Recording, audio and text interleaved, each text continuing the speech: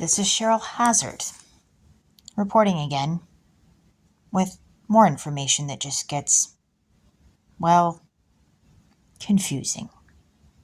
But here we go.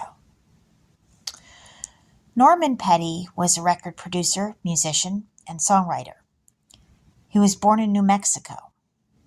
He produced singles for Roy Orbison, and I was looking at the cheekbone structure that Roy Orbison had, the eye color, and the way he had the hairstyle towards the top of his head, and it reminded me of my Aunt Sandy.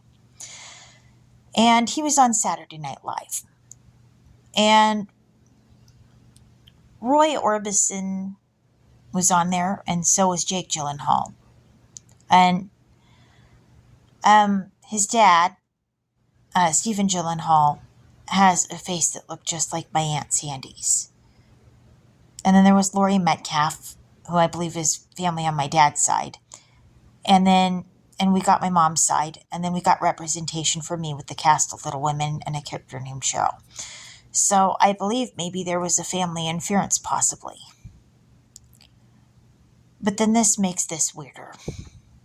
See, Roy Orbison, he was in the Traveling Wilburys with George Harrison, who was in the Beatles. And things got messy with them. John Lennon was assassinated, and the Manson crew pasted helter-skelter on the wall when they murdered Sharon Tate. And this poses a question for me. Because my dad looks like Tex Watson. Is my dad Tex Watson under another name? Does my dad have a twin?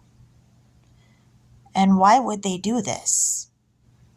And why would my mom marry somebody that looks just like Tex Watson if that's the case? I know, right? Weird. But Lori Petty was in a league of their own. Megan Kavanaugh. We knew the Kavanaughs from Lupin, which we attended. And that's a messy case in and of itself. But I knew Tim Cruise from Lupin as well. And I ended up kissing him in a urine. He wanted more of it. I think I decided it wasn't my cup of tea. I'm sorry to hurt his feelings, but I'm wondering if there was more to this. Elena Petty was a Nicholas Cruz victim, school shooting victim at Parkland.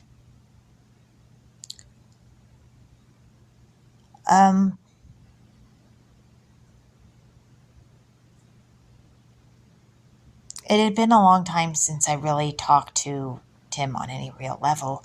He was on my Facebook friends list and all that, but it's strange because why would he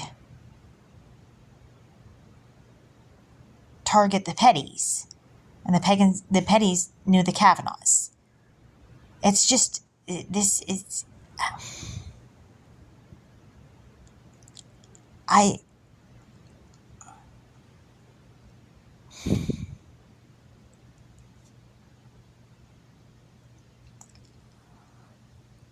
Okay, so Norman Petty also wrote for all of the Buddy Holly's recordings. And it might have, I think I was trying to look it up, who was another record producer that also worked with Buddy Holly. I think it was Richard Johnston. I was trying to look it up to be sure, but I couldn't find it. I don't know why that was being a pain in my butt. I know Kim Johnston, or have known her for years, since we were kids. And Amy Johnston was in the Buddy Holly story. She has since passed away. Now, Colin Keith Johnston was in Love Happy with Marilyn Monroe. So I'm wondering, what happened with Marilyn Monroe have to do with the death of Buddy Holly and the possible plane crash? And if there's a link. That's just a thought that I'm having.